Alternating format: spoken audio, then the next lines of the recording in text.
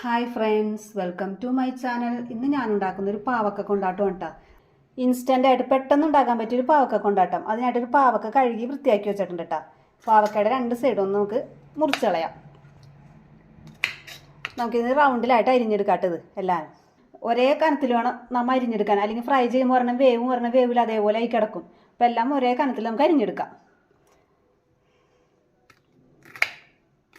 ഇതേപോലെ വട്ടത്തിൽ നമുക്ക് ഇതെല്ലാം മൊത്തം അരിഞ്ഞെടുക്കാം കേട്ടോ. എല്ലാം ഞാൻ അരിഞ്ഞെടുത്തിട്ടുണ്ട് കേട്ടോ. ഇതേ കനത്തിൽ എല്ലാം ഞാൻ അരിഞ്ഞെടുത്തിട്ടുണ്ട്. നമുക്കിത് പാത്രത്തിലേക്ക് മാറ്റാം. അരിഞ്ഞപ്പോൾ ചിലത് കക്കാരിക്കുള്ള എൻ്റെ പാവക്ക മൂത്തതാണ് കേട്ടോ. കുരുകളൊക്കെ ഉണ്ട്, ചില കുരുക്കളൊക്കെ. അതിൻ്റെ കുരുകളൊക്കെ ഞാനെടുത്ത് കളയാം കേട്ടോ.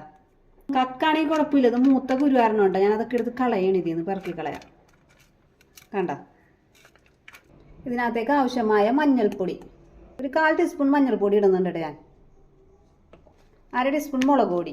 ഞാൻ എരിവുള്ള മുളക് പൊടിയാണ് എടുത്തിരിക്കുന്നത്. ഒരു എരിവൊക്കെ വേണ്ട ഇത് കൊണ്ടാട്ടുണ്ടാക്കുമ്പോൾ. ഒരു 1/4 ടീസ്പൂൺ ഉപ്പ് ആവശ്യത്തിന് മതി. അല്ലെങ്കിൽ നമുക്ക് മിക്സ് ചെയ്തിട്ട് നമുക്ക് നോക്കാം. എല്ലാം കൂടെ നല്ലോണം മിക്സ് ചെയ്യാം. ആദ്യം അങ്ങോട്ട് പ്രസ് ചെയ്യണ്ട കേട്ടോ. ഈ പാവക്ക ഒടിഞ്ഞു പോകും. ചെറുതായിട്ടൊന്ന് സ്ലൈസ് ചെയ്ത് എടുത്തിരിക്കുന്നതല്ലേ, നൈസായിട്ട് അരിഞ്ഞേക്കണല്ലേ. അപ്പം പതിയെ ഒന്ന് പൊടിയൊക്കെ ഒന്ന് മിക്സ് ചെയ്ത് കൊടുത്താൽ മതി. ഈ മുളക് പൊടിയൊക്കെ ചിലവർ 2-3 ദിവസമൊക്കെ വെയിലത്ത് വെച്ച് ഉണക്കിയിട്ട് ഫ്രൈ ചെയ്തുന്നവരുണ്ട്. ഇതും ഒന്ന് ഇപ്പം നല്ല വെയിലുള്ളതാണ് ഞാനിപ്പം തൽക്കാലത്തേക്ക് ഒന്ന് വെയിലത്തേക്ക് വെക്കുന്നുണ്ട്. അല്ലെങ്കിലും ഓൾറെഡി തന്നെ നമുക്ക് വെക്കുകയും ചെയ്യാം. നേരിട്ട് തന്നെ നമുക്ക് ഫ്രൈ ചെയ്തെടുക്കാം. ഞാൻ അങ്ങനെയാണ് ചെയ്യാറ്. അതാണ് ഞാൻ ഇൻസ്റ്റൻറ്റ് പാവക്ക കൊണ്ടാട്ടം എന്ന് പറഞ്ഞത്. ഇങ്ങനെ തന്നെ ഒരു അരമണിക്കൂർ വെച്ചാലും മതി കേട്ടോ. ഒരല്പം നേരം ഫ്രൈ ചെയ്യാൻ കൂടുതൽ സമയം എടുക്കുന്നുള്ളൂ. ഇപ്പോൾ പാവക്കയൊക്കെ കഴിക്കാത്ത മക്കൾക്കാണെങ്കിൽ ഇതേപോലെയൊക്കെ കൊടുത്താൽ നല്ല ടേസ്റ്റ് ആയിരിക്കുള്ളൂ. ഒരു പാത്രത്തിൽ, ഈർപ്പില്ലാത്തൊരു പാത്രത്തിലിട്ട് അടച്ചു വെച്ച് കഴിഞ്ഞാൽ നമുക്ക് ഇടയ്ക്കൊക്കെ എടുത്ത് കഴിക്കുകയും ചെയ്യാം. ഇങ്ങനെ ഉണക്കി വെച്ചാലും മതി. ഇടയ്ക്കെടുത്ത് ഫ്രൈ ചെയ്തെടുത്ത് കഴിക്കാം. എൻ്റെ എരിവുള്ള മുളക് പൊടി കാരണം 20 മതി കേട്ടോ. ഉപ്പൊക്കെ കറക്റ്റാണ് എൻ്റെ. ഇത് ഞാൻ വെയിലത്തേക്ക് വെക്കാം കേട്ടോ. വെയിലിപ്പോൾ ഉള്ളതുകൊണ്ട് അരമണിക്കൂർ സമയം ഗ്യാപ്പ് ഉള്ളതുകൊണ്ട് ഞാൻ പുറത്തേക്കൊന്ന് വെയിലത്തേക്ക് വെക്കേണ്ടത്. അല്ലെങ്കിൽ അങ്ങനെയാണ് ഞാൻ ഫ്രൈ ചെയ്യാറ്. തൽക്കാലത്തേക്ക് വെയിലത്ത് വെച്ചിട്ട് ഞാൻ കാണിച്ചു തരാട്ടോ നിങ്ങളെ. പറഞ്ഞില്ലേ വെയിലത്ത് വെച്ചേക്കുന്ന അരമണിക്കൂർ ഒന്ന് വെയിലത്ത് കുളിച്ചാണ് കേട്ടോ. ആ സമയം കൊണ്ട് ചെറുതായിട്ട് വെള്ളമൊക്കെ വലിഞ്ഞിട്ടിട്ടുണ്ട്. അതൊന്ന് ഡ്രൈ ആയിട്ടുണ്ട് കേട്ടോ. നമുക്കിനി ഇത് ഫ്രൈ ചെയ്തെടുക്കാം. ചീൻചട്ടി വെച്ചിട്ടുണ്ട്. ചീൻചട്ടി ചൂടായിട്ടാ. നമുക്കിനി വെളിച്ചെണ്ണ ഒഴിച്ചു കൊടുക്കാം.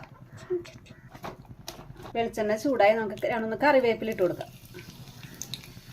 നമുക്കിത് അരിഞ്ഞ് വെച്ചിരിക്കുന്ന പാവക്ക ഇട്ട് കൊടുക്കാം. കുറച്ചിട്ട് കൊടുത്താൽ മതി കേട്ടോ. ഹൈ ഫ്ലെയിമിൽ തന്നെ ഇട്ട് നമുക്കിതൊന്ന് ഫ്രൈ ചെയ്തെടുക്കാം കേട്ടോ. ഞാൻ തീയൊന്ന് കുറച്ചിട്ടിട്ടുണ്ട് കേട്ടോ. ഇപ്പം പതിയെ നല്ലോണം മുരിഞ്ഞു വരുന്നുണ്ട്.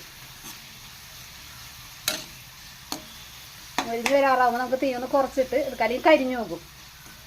അവർ കരിഞ്ഞ ടേസ്റ്റ് ആയിരിക്കുള്ളൂ. അപ്പോൾ എല്ലാവരും പാവക്കയൊക്കെ കിട്ടുമ്പോൾ ഇതേപോലെയൊക്കെ എടുത്ത് ട്രൈ ചെയ്ത് നോക്കണം. പാവക്കയും വെണ്ടയ്ക്കൊക്കെ ഇതുപോലെ കൊണ്ടായിട്ട് വെണ്ടയ്ക്ക ഉണ്ടാക്കിയിട്ടില്ല കേട്ടോ. ഇതുപോലെ ഉണ്ടാക്കുമെന്ന് പറയുന്നുണ്ട്. വെണ്ടയ്ക്ക ഒരു ദിവസം ഞാൻ ഉണ്ടാക്കേണ്ട വെണ്ടയ്ക്ക. ഇതുപോലെ കോവക്കയും ഫ്രൈ ചെയ്ത് ഇട്ടിട്ടുണ്ട് കേട്ടോ. അതൊക്കെ പോയി എല്ലാവരും കാണണം കേട്ടോ. നിങ്ങൾ വീഡിയോ കണ്ടാൽ പോലെ ഞാൻ വീണ്ടും പറയണേ, എന്നെ സബ്സ്ക്രൈബ് ചെയ്ത് സപ്പോർട്ട് ചെയ്യണം കേട്ടോ. നമുക്കിത് കോരിയെടുക്കാം.